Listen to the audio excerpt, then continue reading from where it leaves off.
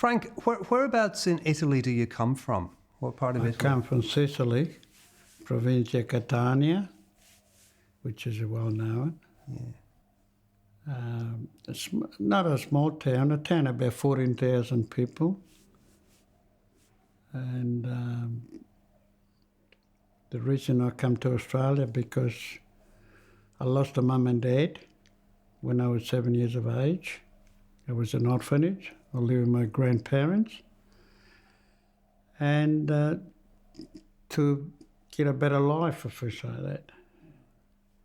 But when I come to Australia in July 1949, I was disappointed because when I left Sicily, we had the water, we had the electricity. Here, we're living in the country, we only had a water tank and no electricity. We had a candle. You know, once it get dark, you can't do nothing. For cooking, we had a tomato steak, tomatoes every day because we haven't had a stove. We had 2 bricks with a piece of steel across and a hot plate. And that's what we're doing our toast, our cooking our steak and whatever. That was it in. That for the first 6 months. But sometime God helps you. I started working with an Australian lady, and her husband had 2 kids. Tom Hunter was his name. And they treat me like a son. The lady, soon we finish our meal, she'll get the book out. Frank, read the book, she teach me in English. Because I've been 17 years of age, right? When I got to Australia, I was confused. I don't know if I were hearing English words or dialect words, because, you know, the Italians, so many dialects. And been living in one town all the time, I don't know what they were talking, if they were talking English or a dialect. And after that, there was some Calabria, some from Abruzzo, some from Sicily, some from north of Italy. You know, that's a... But when I met these people, Tom Hunt and his wife and the kids, that's sort of my life has started to improve. I want to go back to Italy. Were you very homesick? No, I wasn't homesick. I just didn't like the way, for instance, if you never bath, you had to go to a creek next to the muddy river to get washed. Because they said when you had a tank water, right? And I don't know, people have done, when I come here, they had the vouchers. You couldn't go to the shop and buy a pound of butter or a pound of sugar. You had to have vouchers, like it's in Italy, in Europe, you know. That just surprised me. That cigarettes, you couldn't get Australia cigarettes. I raised your friend of the barber, or otherwise you can buy plenty of English stuff, but not Australia cigarettes. Was it cheaper and better quality? My father came to Australia in 1936. And I was born in 1931, right? My mother died in 1938, and my father died in 1939 in November. Appendix up at Balranald in New South Wales, because they didn't know what the appendix was. So you were still in Italy when he was here, were you? I was still in Italy when he died, and that's why I went to live with the grandparents. And then when my father passed away, they wanted to split us up. You know, one go to one grandparents and one go to the other. But the other, on my mother's side, she didn't want nothing to do with us. So we grew up with on the father's side until the age of 17 when I came to Australia. I liked school, but unfortunately I couldn't go to school. I just started working at 12 years of age. And Mussolini used to write the letter, say, look, if you don't send me to school, you're going to be fined. And so I go to the school for 1 week, and then I don't go for another 5 or 6 weeks, sort of thing, you know. That's year 6. What amazed me, the hard worker doesn't kill anybody. what you do is when it kills you, go a different way. But I work hard all my life. I haven't been unemployed for 1 minute. Always was a job. When I started working at the gas and fuel in 1952, I started, the depot was in St Kilda Road, just not far from St Kilda Junction. That's when I started barrack for the Saints, because the Saints were playing at St Kilda Junction. And then my brother came from Italy, joined me here. And we bought a place in Caulfield. And I used to ride my bike to go to work at the St Kilda Junction. And I got married in 1956. How did you meet your wife? Through friends. And we had 2 kids, one born in 57 and the other born in 58. So that was a bit struggling. And for a period of time I had 2 jobs. I was working at gas and fuel full time, like 7:30 to 4:15. And then I got a venture bus in Brighton. And they just drove the bus to go to bring the people from the cinemas 11 o'clock at night, sort of thing. When I come to Melbourne, we bought this place we lived in Richmond for a while. And when we bought a house in Caulfield, they had 5 bedrooms. And there were 13 people, like 3 people in each bedroom. They were paying, because we paid £3,200 for the house. They had 2 kitchens, 5 bedrooms, And I say, I'll live it up a little bit. Like go out dancing and stuff like that. I had an uncle, which is my brother, my father's brother's side. And he sort of was collecting the rent. He was looking after the interest sort of thing, because my brother was 2 years younger than me. But anyway, and then when I got married, I decided to go back on the farm. So I left the gas and fuel and I went on the farm. My uncle, the one that sponsored me to come to Australia, he came here in 1921.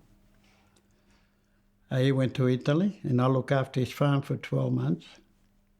In the meantime, my son was born there in Mildura.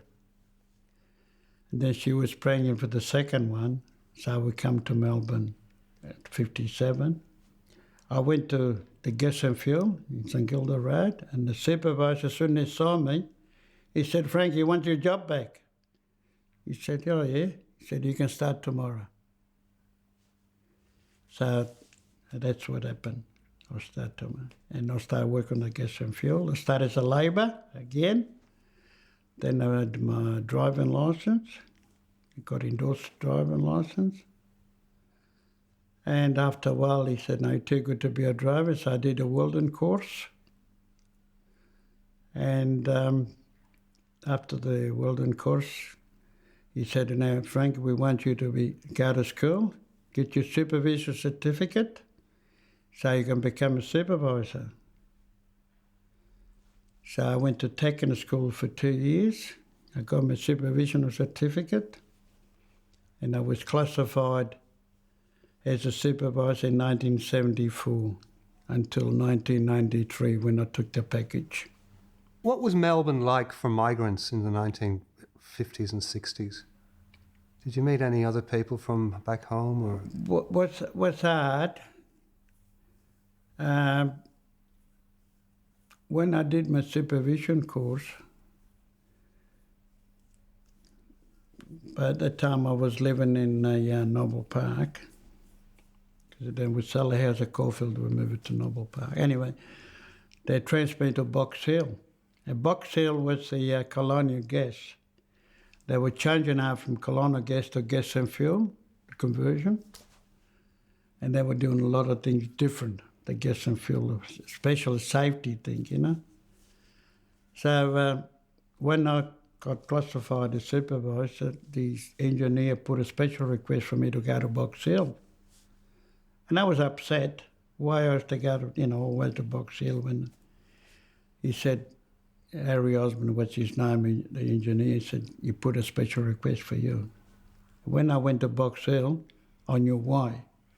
Because a lot of new Australians, especially Italians, living in Lilydale, and they speak very little English. So it was help him to do reports and accidents and stuff like that. I couldn't understand why Harry Osmond put a special request. And I spent 10 years for Box Hill, and then from Box Hill we went to Vermont. We shifted depot sort of thing. Still a lot of changes. I was seeing a lot of people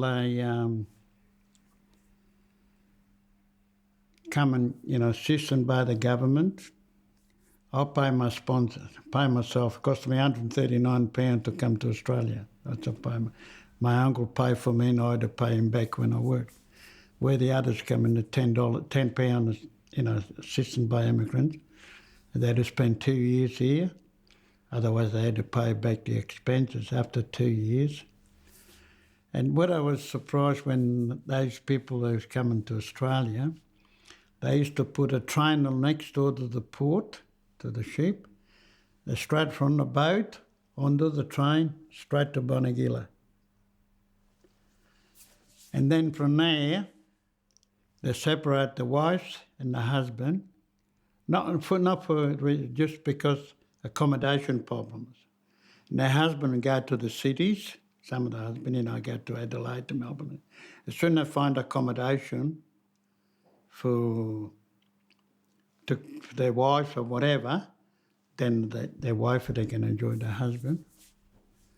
And while all those people with the army camp in Mildura, that's the one I know of, and if you want to take a girl out, you had to go there, sign a book that you're taking so-and-so out. When you bring her back, you sign the book again. And not just just even to work like the bus driver might go and pick up 10 ladies to pick peas. You had to put 10 names, the people who take them out, make sure you bring the same girls back to there. And that was a sort of, I don't know how you class that as a stuff. But I moved to Frankston in 1972.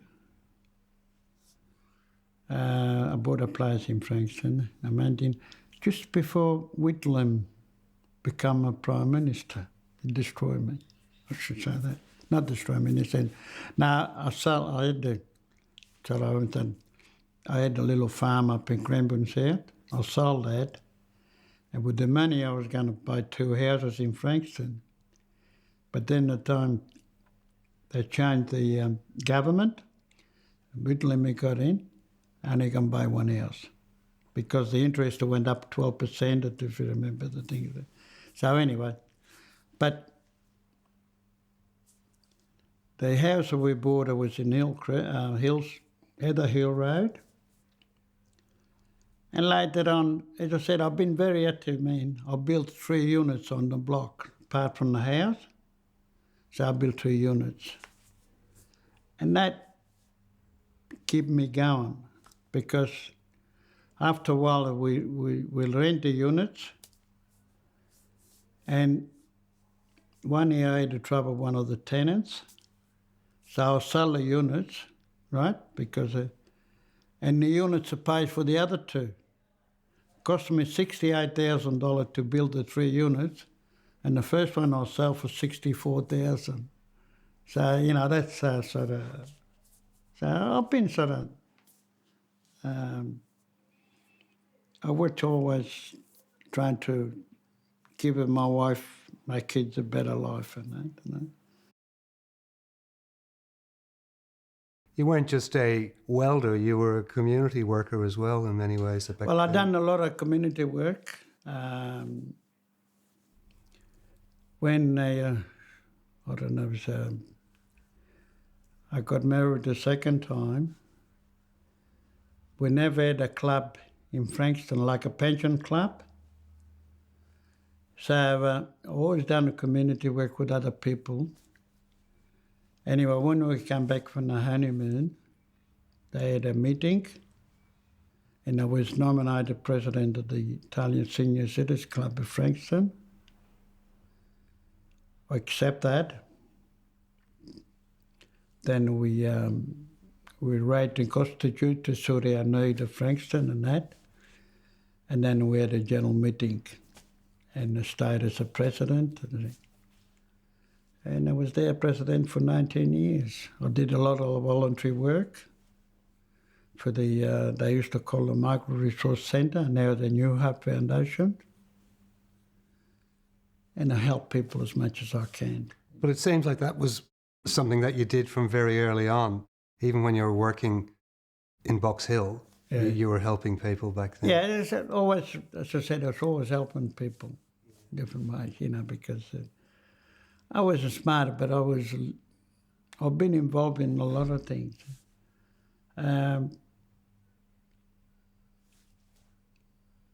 Now, I'm a little bit handicapped, and I'll explain why.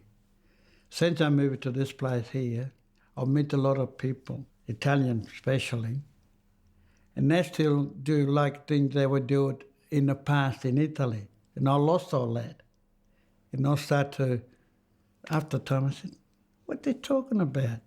Because they're talking about the past in Italy. And I can't remember much because I was dealing with the Australians all the time in English because, you know, my job allowed to me to speak Italian, not to speak English, so everybody can understand what I'm talking about and everything. And it asked me for help. I'm only too pleased to help them. You know where the Multicultural Centre in High Street? Mm-hmm. Now I started that. I approached, what's the Member of Parliament, Harkness. I said, why we haven't got a multicultural? She said, a good idea, Frank. So we got together, and Anastasia was there. We had a meeting, and we got, I think it was $10,000, a grant, to have a day's meetings and discuss. And now we had to pick locations, you know, where this thing we can build this ethnic community thing. And even at the Peninsula Centre was mentioned. So anyway, at the end of all they did the research and everything, they decided to take High Street because it was close to the transport, close to the station. Next door was a shop. I put a motion they would go ahead with the thing. And Anastasia seconded, and the people who were at the meeting, they all agreed to it. So Harkness applied the council for because the property belonged to the St. Brodwell St. Lawrence. We got $200,000 grant from the government to do some alteration to the house. So then when it was completed, we decided, you know, we still go there every Friday afternoon. And I think I got a lot of other community people there. But if it hadn't been for me, they wouldn't be there now. They wouldn't be there. So that's I'm proud of that because I started, and with the help, Harkness, who was a member of Parliament for Frankston, a Labor member of Frankston at them days. When the club started,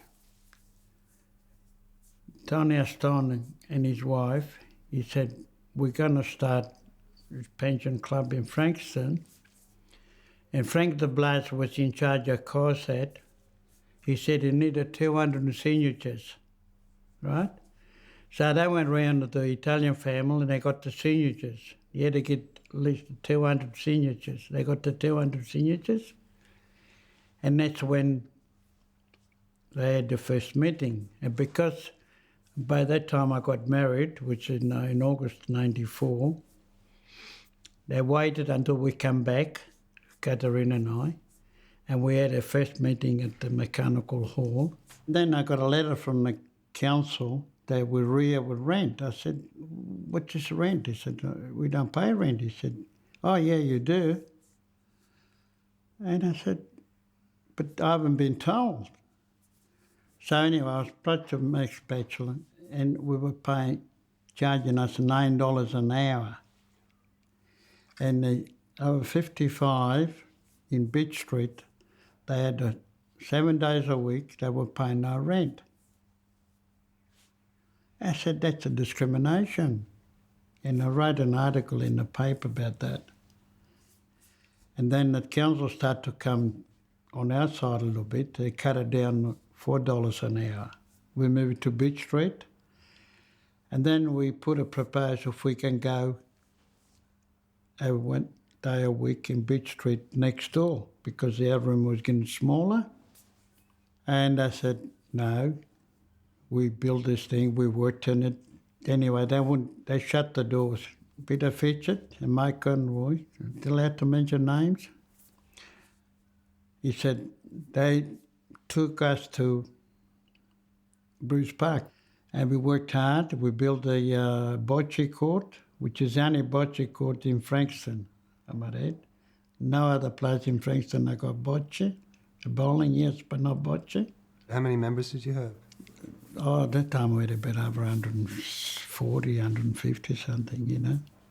But not just Italian, we had the Greeks, we had the Croatian, we had, according to our secretary, we were about 10 different nationalities. Everybody can join our club. We just like to maintain the Italian culture, that's all. We did a lot of work. We bought indoor mats to play bowls. We bought a billiard table, all through the council approval. And but we had to fight for it because the council was against those things. And there was a temporary committee, and I was nominated president, and Bianca was nominated secretary, plus all the other people. And then we wrote the Constitution with the help of Frank de Blas because to suit our need. And our first official meeting was in November 1994. And there was selected committee, like which I was president, Bianca president, and that we go on from there. And I've been sort of always want to do things, you know. And we had to move from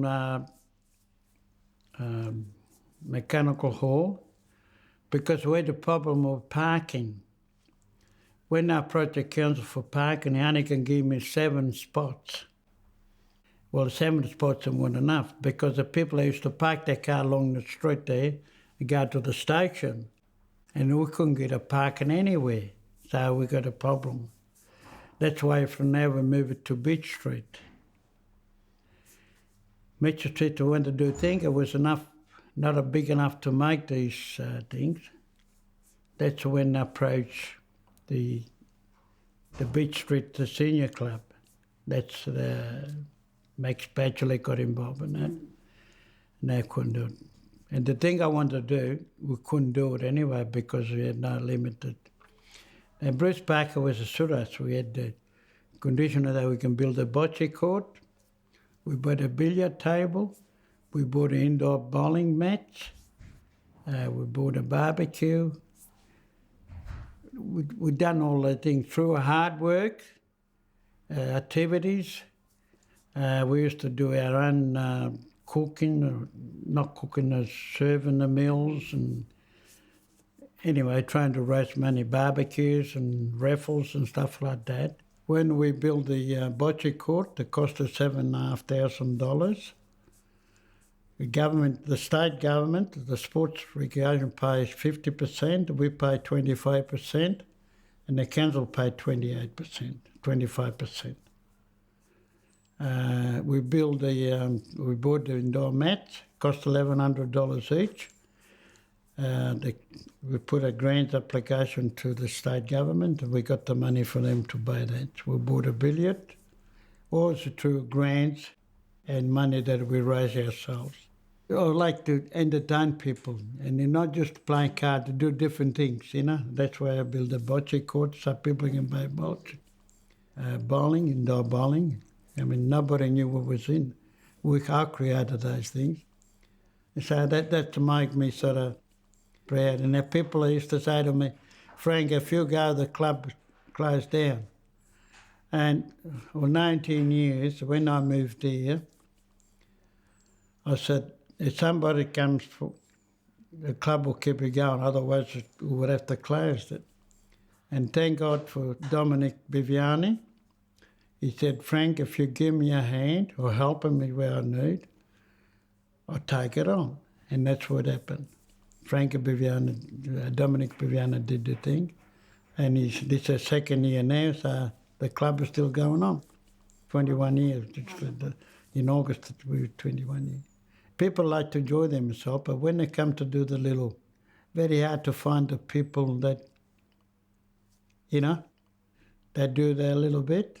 Same as take my position. Nobody went, no, Frank, you're doing a good job. We love what you're doing.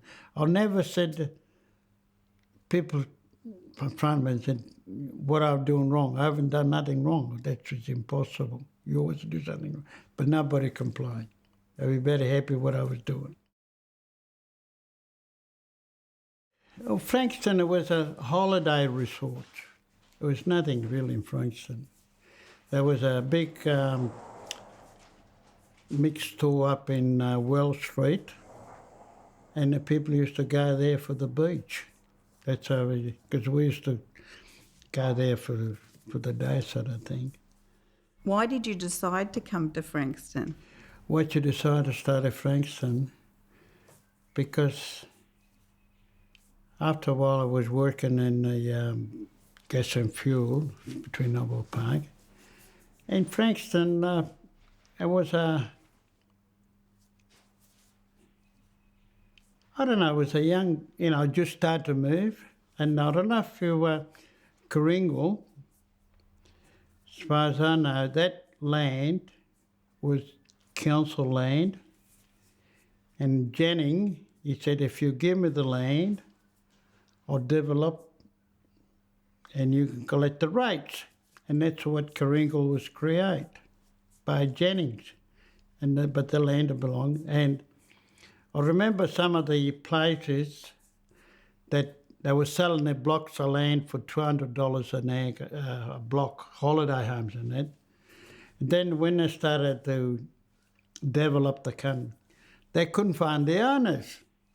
And the council reclaimed the land again and they sold it from $200 to about $2,000, because I think when I bought about $2,000, it was about the average price at Frankston. I was a supervisor, as you said, and also I was involved with the union, the GISOF, look after the... And when they decided to redundancy thing, I worked it out. I spoke to the manager, the Percy Cooper was his name, but they used to run the super, and I couldn't go wrong. The package and the years of service I had and that. And so anyway, I decided to take the package. I took the package.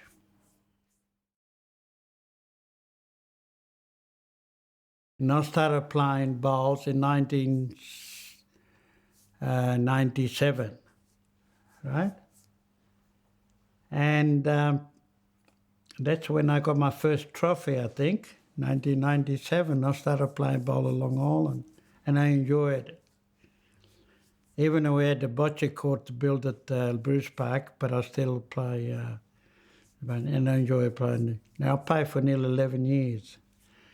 And then the golf club decided to get enough of us, so they closed the greens down, and I moved it to Yamala Park, and I was there ever since I came here. And it's a one green, like a family thing, like a family. It's a very nice, I enjoyed, and that's why I've won those trophies and that. And 2 weeks ago, I received an invitation that Yamala Park will be 50 years old on the 11th of October. Could you, Frank, attend to play to celebrate their 50th. I said, I'd love to. So I got a special invitation to go to Yamala Park on the 11th of October and play bowls there, which is Sunday. So I've been involved with that and that. Now here, when I come here, I transfer from Yamala Park to Burton Park, which is, I remember Burton Park. And we play here every Monday. We've got another mob come from Cumberland, which is another retired village down Wilders Hill. And Saturday I play at Burton Park, or other occasion has happened. I enjoyed that. My first trophy I won President Handicap at the Long Island Bowling Club.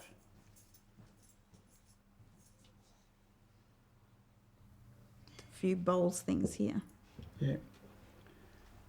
This is the pair runner-up. Same year, 708.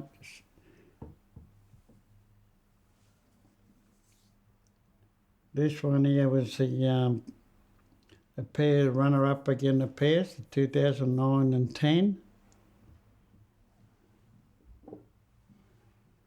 And this one is the runner-up of minor championship, right?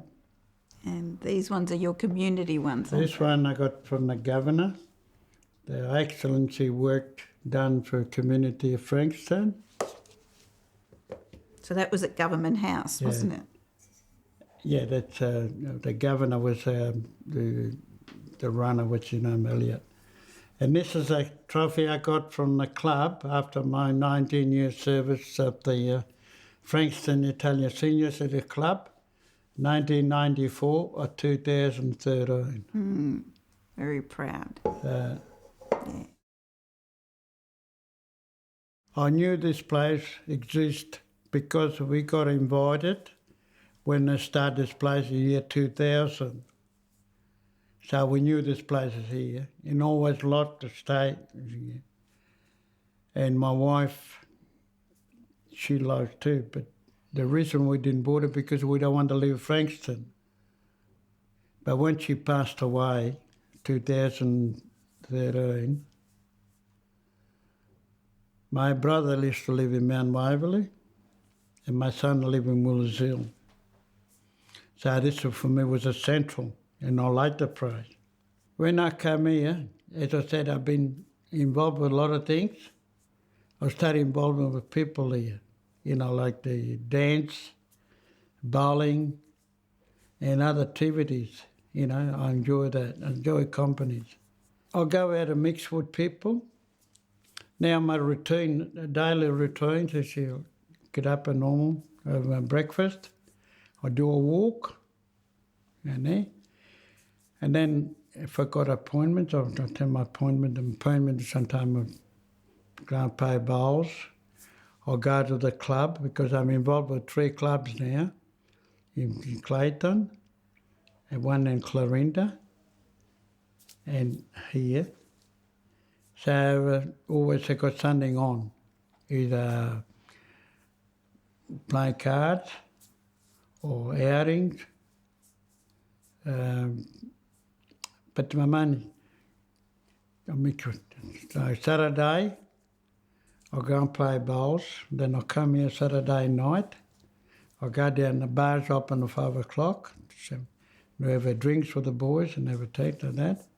And then one bloke here, sort of in charge, you take the orders, maybe a pizza night or whatever. That's a Saturday night, every Saturday night. And you put the orders in, I bring the orders, so we'll eat our food, we'll have a chat, and then everybody go to their things. There's a lot of dancing. A lot of clubs that got daytime dancing. Just to give you an example, last month, I had 4 days running. Tuesday at the club, we had our anniversary. And then we had a Freccia Azzurra, which was the following Tuesday. then a Clayton, a Wednesday, and a Sunday back at Clayton again. So So, Busy man. well, I'm enjoying it. Now I feel good. That's about basic my life, I mix with people a lot. I mix with people.